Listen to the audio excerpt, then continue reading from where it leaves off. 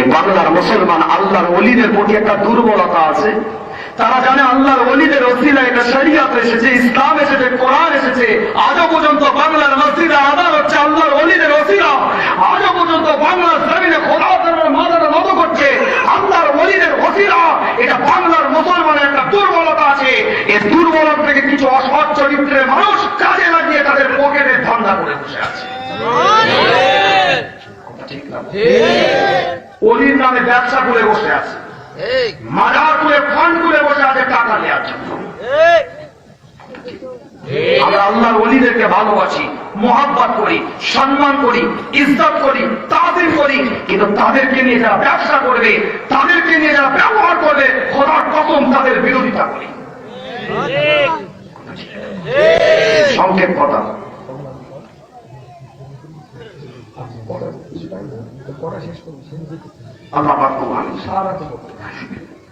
আল্লাহ পাক কবুল করে। কষ্ট হচ্ছে? যদি কষ্ট হয়ে যাচ্ছে আজান আসবে, দেখে কিছু বলবো আর আবারও পিছিয়ে যাচ্ছি, যত দেরি করছেন খাওয়া দাওয়ায় পিছিয়ে যাচ্ছে। সকলে রাজি? কাল করবেন না তো? সকলে রাজি? তোকে রাজি? টাকটা তুলে দেখান তো দেখি। নারে তাকবীর, নারে তাকবীর। আল্লাহ পাক কবুল করেন। সকলে বলেন আমিন। সংক্ষেপ, বেশি রাত হবে না, খুব সংক্ষেপে বলি আপনাদের। আল্লাহ পাক সকলকে কবুল করে, সকলে বলেন আমিন। তাহলে আমরা আল্লাহর ওলিদেরকে মহাব্বত করবো, তাদের সম্মান কোরআন দিয়েছে, হাদিস দিয়েছে, বুঝেছেন তো? পয়েন্টগুলো বুঝেন। কিন্তু যারা ব্যবহার করছে তাদেরকে নিয়ে তাদের আমরা বিরোধিতা করবো। যারা মাজার পুজো, কবর পুজো, মাজার চেষ্টা করছে, যারা মাজারকে সামনে রেখে বাক্স বসিয়ে পকেট ধান্দা করার লাইন করেছে, তাদের বিরোধী। কিন্তু আমরা ওলিদের বিরোধী করলে আল্লাহ তাআলা দাঁড়িয়ে হতে হবে। আমরা আল্লাহর ওলিদের বিরুদ্ধে নয়, আল্লাহর ওলিদেরকে সামনে রেখে যারা অসৎ চরিত্রের মানুষগুলো যারা তাদেরকে ব্যবহার করছে তাদের বিরুদ্ধে আমরা। আজকে জায়গায় আল্লাহর ওলি হয়ে যেতে হবে আপনাদেরকে। হাত জোর করে বলি, এতে যদি খুশি না হন, আপনাদের পায়ে ধরে বলেছি, তারপর টাকা নেওয়ার জন্য নয়, তারপর টাকা নেওয়ার জন্য নয়, খানকাশারি হাতিয়া দেওয়ার জন্য নয়। বন্ধ করেন বলে ইসলাম। কিছু বুঝতে পারছে? বিশ্বাসে বসে আছে খানকা করে মাল্লু দিবে না, না, আল্লাহর ওলি হয়ে মানিয়ে দিতে হবে। আপনাদেরকে আল্লাহর ওলি হওয়ার উদ্দেশ্যে আসতে হবে। আর যিনি বিশ্বাস দায়িত্বে আছেন তারও আল্লাহর ওলি করার চেষ্টা করতে হবে। ফলাফলের মালিক তো আল্লাহ, হেদায়েত তো রব দিবে। আপনি তো হতে পারবেন, আল্লাহর ওলি হওয়ার দরজা তো খোলা আছে। কথা ঠিক না? কোটা বন্ধ হয়ে গেছে, বড় বড় আল্লাহর ওলিরা চলে গেছে, আর মনে কোটা নেই। আপনার চোখের পানিটা নাসাতের ওসিলা হবে। আজকে এটুকুই বলতে চেয়েছি আপনাদের পীরের আওলাদ, এই যুবকগুলো তোরা এসেছিস, তোদের দিকে ইসলাম তাকিয়ে আছে। আজকে আল্লাহর ওলি হয়ে যেতে হবে, আল্লাহর ওলিদের জায়গায় এসে।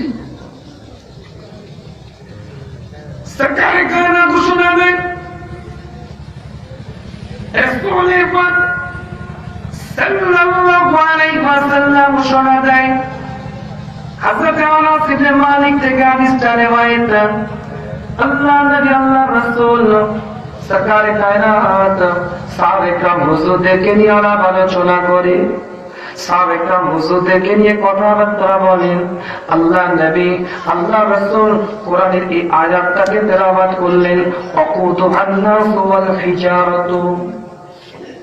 এই আয়াতটাকে তেলাওয়াত করার পরে সাহাবে کرام হুজুরদের দিকে লক্ষ্য করে আল্লাহ নবী, আল্লাহ রাসূল ঘোষণা দিয়ে দেয়, আল্লাহ পাক জাহান্নামের আগুনটাকে 1000 বছর ধরে উজ্জ্বলিত করতে করতে সেটা লাল বর্ণের হয়ে গিয়েছিল।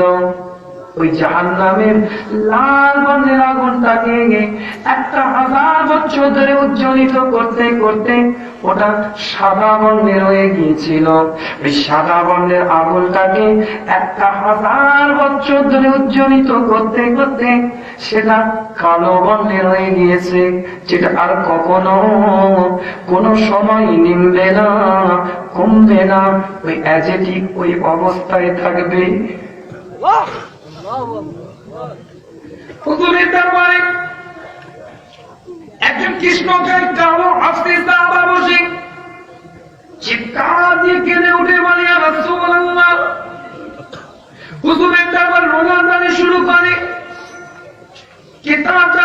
দিয়ে নেন। আল্লাহ নবী আল্লাহ রাসূলের দরবারে জিবরাইল আলাইহিস সালাম এসে হাজিরা দিয়ে যায়। আসসালামু আলাইকা ইয়া রাসূলুল্লাহ, আসসালামু আলাইকা ইয়া হাবিবাল্লাহ। জিবরাইল আলাইহিস সালামের সালামের উত্তরটা দেওয়ার পরে সরকারে কায়নাত ঘোষণা দিয়ে দেয়, জিবরাইল কি ব্যাপার, তুমি এখন এখানে হাজিরা দিলে?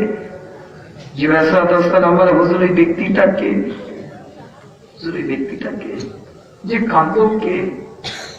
আল্লাহ নবী বলে, ওটা একজন আমার কৃষ্ণকায় কালো হাস্তি দেশের বাসিন্দা। তুমি জেনে কি করবে? সরকারে কায়নাতের দিকে লক্ষ্য করে বলে, ইয়া রাসূলুল্লাহ, ইয়া হাবিবাল্লাহ, হুজুর আমি জিবরাইল তার সম্পর্কে জানতে চাই না, আল্লাহ আমাকে পাঠায় তার সম্পর্কে জানার জন্য। হুজুর ওই ব্যক্তিটাকে একটু আমাকে বলেন। আল্লাহ নবী বলেন, একজন কৃষ্ণকায় কালো হাস্তি দেশের বাসিন্দা। আল্লাহ নবীর দিকে লক্ষ্য করে জিবরাইল সালাতুস সালাম ঘোষণা দিয়ে দেয়, এই জিবরাইল, জিবরাইল সালাতুস সালাম ঘোষণা দেয়, হুজুর যে আল্লাহর ভয়ে দুনিয়াতে কাঁদতে থাকে, তার কান্নাটাকে আমার আল্লাহ, আমার মাওলা, আমার পরওয়ারদিগার জান্নাতের মধ্যে হাসিতে পরিণত করে দিতে থাকে। জোরে বলা যাবে না।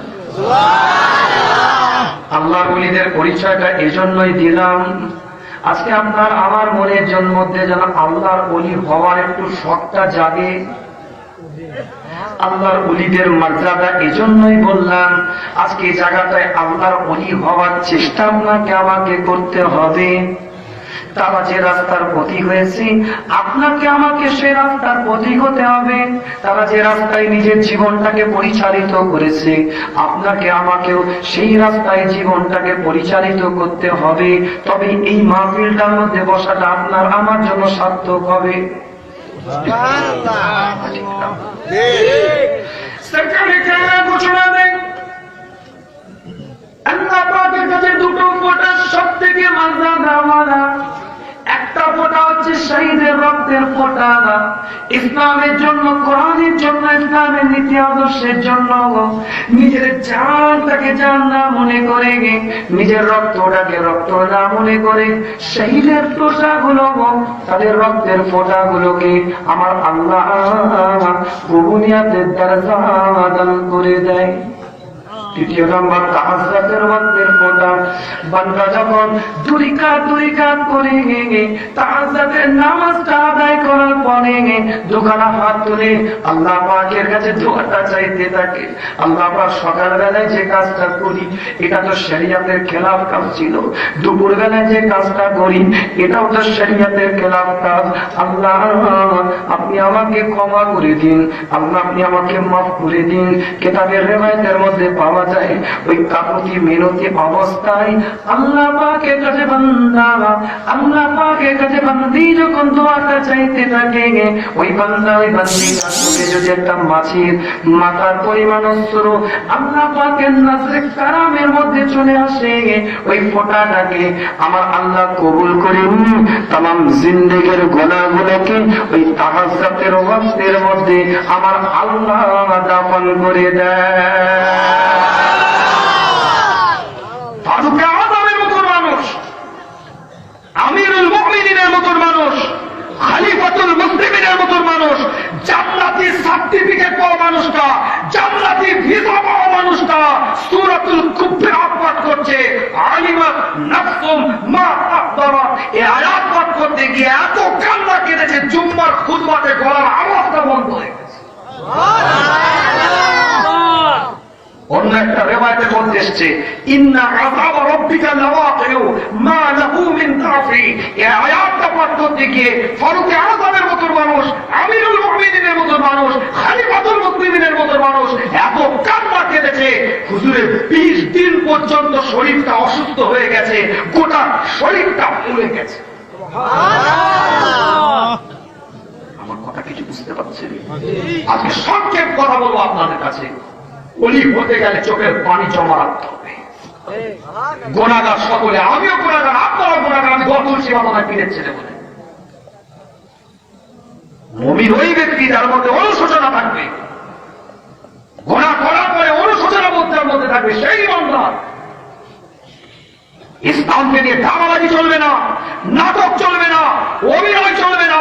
ইসলামকে নিয়ে যারা অভিনয় করেছে, নাটক করেছে, ধারাবাজি করেছে, শরিয়ত তাদেরকে কোন দিনই মুসলমান বলে স্বীকৃতি দেয়নি। ইসলামকে নিয়ে যারা মুনাফিকি করে, আপনার কি বলে, ধারাবাজি করেছে, নাটক করেছে, অভিনয় করেছে, ইসলাম তাদেরকে মুনাফিক বলে স্বীকৃতি দিয়েছে। এখানে আল্লাহর ওলির দরবারে খানকায় বলবো, বাইরে গিয়ে আবার টানবো, এটা মেনে নেওয়া যাবে না। এক হাতে খাবারুক, আর এক হাতে বিড়ি, এটা মেনে নেওয়া যাবে না।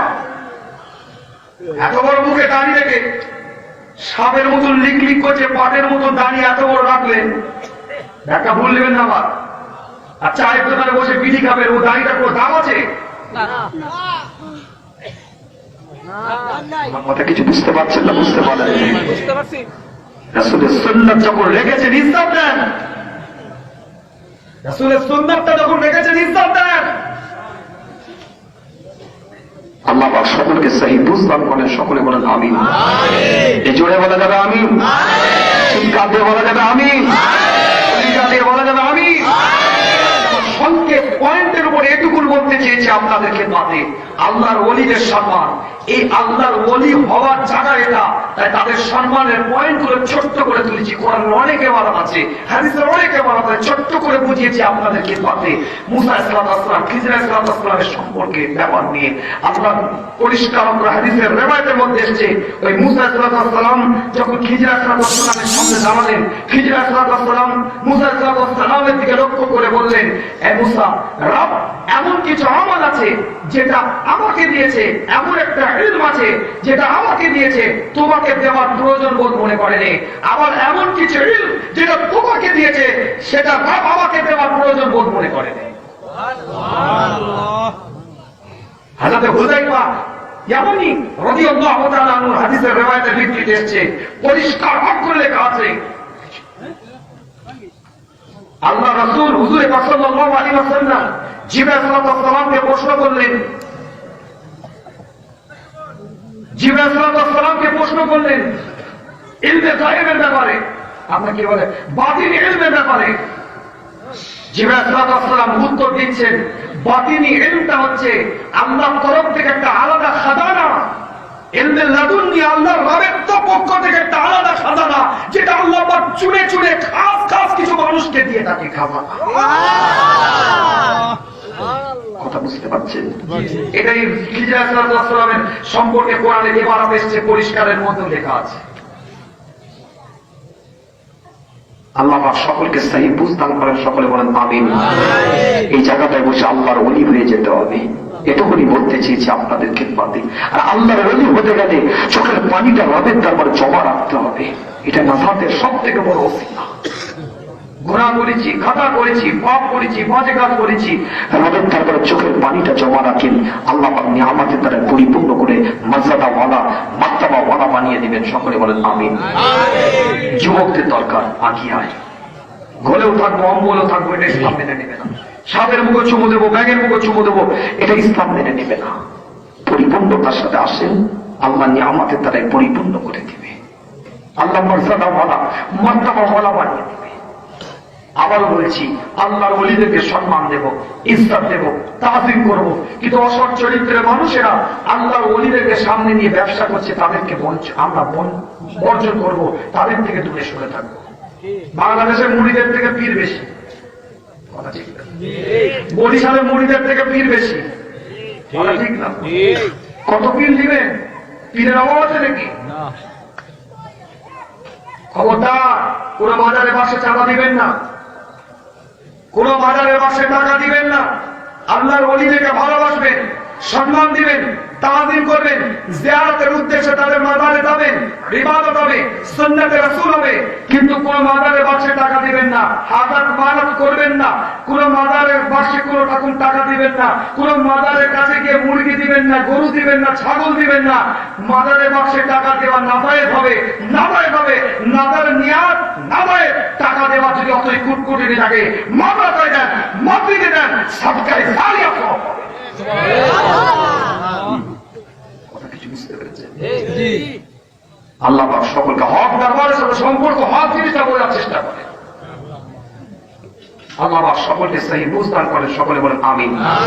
আল্লাহ পাক সকলকে নিয়ামতের দ্বারা পরিপূর্ণ করেন, সকলে বলেন আমিন। আল্লাহ পাক সকলকে নিয়ামতের দ্বারা পরিপূর্ণ করে মর্যাদাওয়ালা মার্তাবাওয়ালা বানিয়ে দেন, সকলে বলেন আমিন।